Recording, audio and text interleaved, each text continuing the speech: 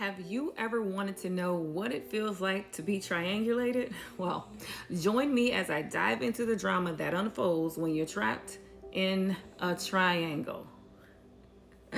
Hey, what's up, everybody? Welcome back to the channel. Today, we are getting into a topic that messes with a lot of people's heads, and this is triangulation. Have you ever felt like you've been played against someone else in your relationship or maybe even a friendship? Well, that's what triangulation is all about. In this video, we are breaking down what triangulation is, how to recognize when it's happening to you, and how it can mess with your mind if you're not careful. All right, so let's jump right into it.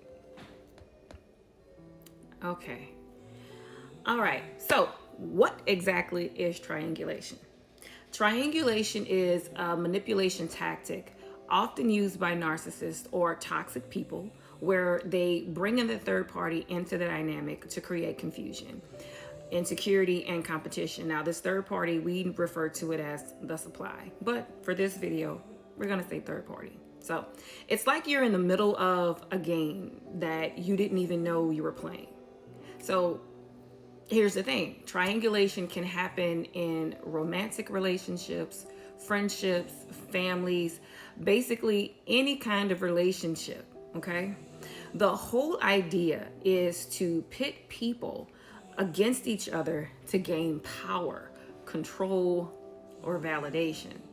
Trust me, if you've ever been caught in the middle of it, you should know how messy and emotionally draining this can be. The basic setup of triangulation involves three people: you, the manipulator, narcissist, and someone else. So again, we're going to refer to them as the third party. The manipulator uses that third person to stir up drama, to cause jealousy, to create competition. The goal is to keep you on edge, to keep you second guessing yourself and fighting for their attention or their approval. All right. So let's take an example from, let's say, a romantic relationship, right? Say you're dating someone and things are going great, but they start to casually mention their amazing ex or a new coworker who's, let's say, been complimenting them or looking at them, has their attention a lot lately. So suddenly you're wondering why they're bringing up this person. And before you know it, you're questioning whether you're good enough or whether they're still interested in you. Well, my friends, that's triangulation. They're intentionally trying to make you feel insecure and compete for their affection. The same thing can happen with friends or family members. Maybe one of your parents constantly compares you to your sibling, or a friend keeps telling you about their other friends to make you feel like you're not doing enough in the friendship or in the relationship or as a sibling, brother, sister. It's all about making you feel uncertain and pushing you into this competition phase for their validation. So you might be wondering, why would anyone even think about doing this to someone else, right? Why would someone intentionally create drama or make you feel like you're not good enough? Well, people who use triangulation, they do it for control. It gives them power over you because they're keeping you on your toes. You're constantly trying to please them or prove your worth. Narcissists in particular are known for using this tactic because they love the attention and the drama that it creates. They thrive off of that chaos. It makes them feel important, like they're the center of the universe, on top of the world, with everyone orbiting around them, right?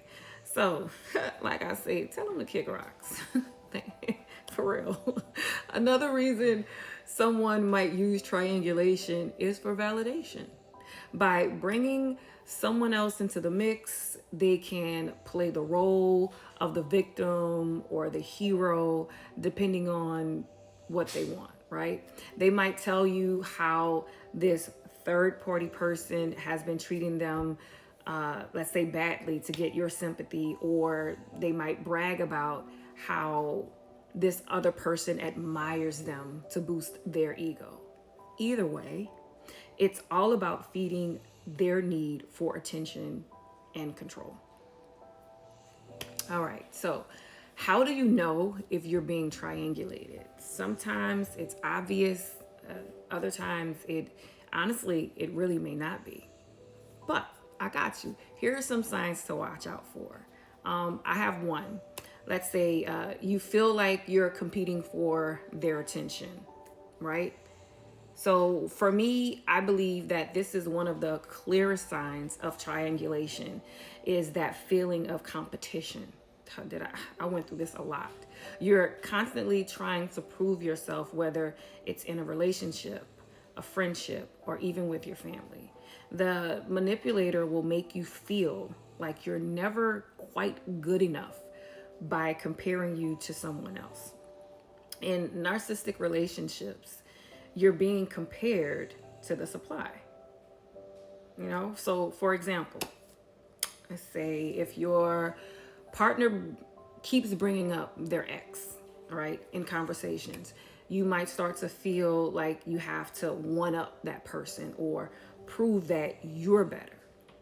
Or if a friend constantly talks about how much fun they're having with other people, you might feel like you're in a competition, or you're in competition for their attention.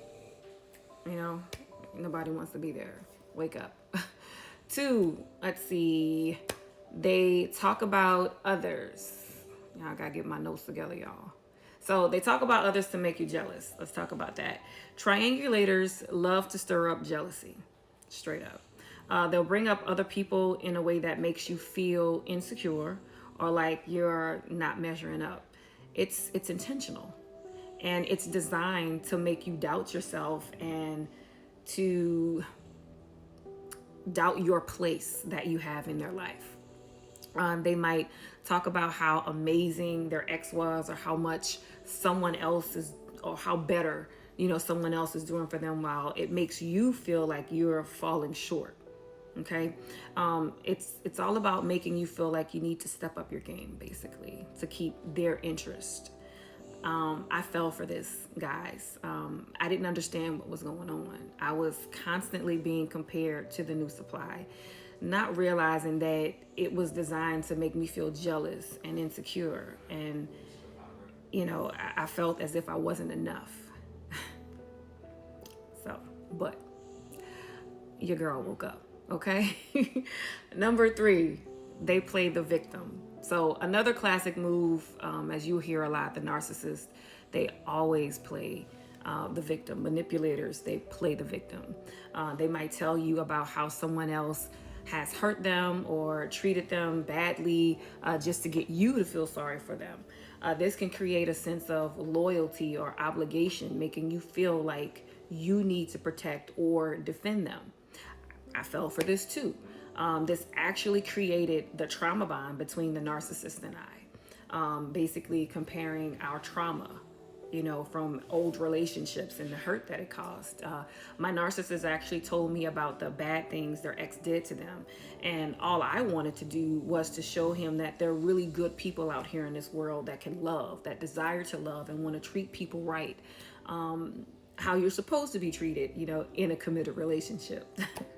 So in another instance, when he found new supply, I was constantly compared to that supply. All right, I got cut off. I'm back now. So where was I? Right. He would often tell me things like, she does this for me and you don't, and this is why I was with her. Basically, whatever. What really is going on here is manipulation. They're using your empathy against you, all while trying to control the narrative. Straight up. The goal is to make you feel like you're the only one who understands them, while also keeping you in this competition phase with whoever else they've brought into the triangle. It's not a good place to be in. I remember being there, but I'm glad that I woke up. Number 4, you're being pulled in different directions. So when you're being triangulated, you often feel torn between different people, or your emotions, right? The manipulator will pit you against the third party, but they'll also act like they're on your side. It's confusing because one minute they're making you feel secure, and then the next they're making you doubt everything that you were literally just secured about, right? This back and forth, this tug of war, it keeps you emotionally invested and makes it harder to walk away because you're always waiting for things to get better. But the truth is, they're not. They're not interested in the resolution. They thrive on the tension and the drama. All right. Number 5, they encourage drama between you and the other person. Guys, I can't express this enough. This is a major red flag. When the manipulator, my experience, but they actually encourage you to dislike or be in conflict with the third party. In my case, the supply. They might feed you negative information about this person, twisting the story to make it seem like this other person is your enemy, or that they hurt them, or, basically it creates even more tension, keeping you focused on fighting with them instead of realizing that the manipulator, the narcissist, is the one pulling all the strings. In a lot of cases, the third party doesn't even know that they're being used in this way. It's all about control and making sure that the drama keeps everyone focused on the narcissist. They have to be in the center. This will also prevent you or the supply from coming together and having a discussion about the narcissist. Because if that ever happens, you and the supply will realize that both of you were being played, and that the narcissist is the puppet master. They're the one behind everything. So now that you know what triangulation look like, let's talk about how to deal with it if you find yourself caught in it. The first thing you need to know is that recognizing is already a huge step. So congrats for the ones that recognize. A lot of times people don't even realize that they're being manipulated, and until they're really deep into the situation, like myself. I didn't realize that at all. I would say to set boundaries. When you recognize triangulation, it's crucial to set clear boundaries with the person that's trying to manipulate you. If they're constantly bringing someone else into your relationship or conversations to stir up jealousy or competition, let them know that you won't engage in that type of drama. If they're comparing you to someone else, calmly let them know that you don't appreciate being compared. I gotta say calmly. I may not be what your girl gonna do, but hey, I don't want to incite you to do something different, right? But refuse to play their game. Set boundaries, or setting your boundaries, it puts you back into control, so that you can control the situation. All right. The other thing I would say is, again, don't engage in the drama. It's easy to get sucked into the drama, especially if the other person is pushing your buttons or if they're trying to make you jealous, right? But the best way to deal with triangulation is to not engage. Don't take the bait. When you see what they're trying to do, stay calm, step back, and refuse to be dragged into the competition that you've never signed up for. Like, they could play that game by themselves. For real. Who got time for that? Nobody got time for that.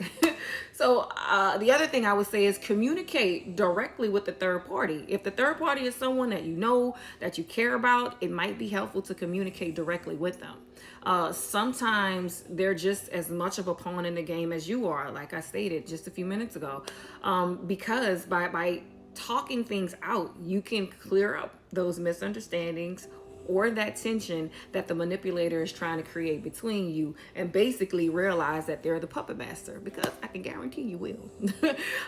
The other thing I would say is evaluate the relationship. Take a step back, evaluate the relationship.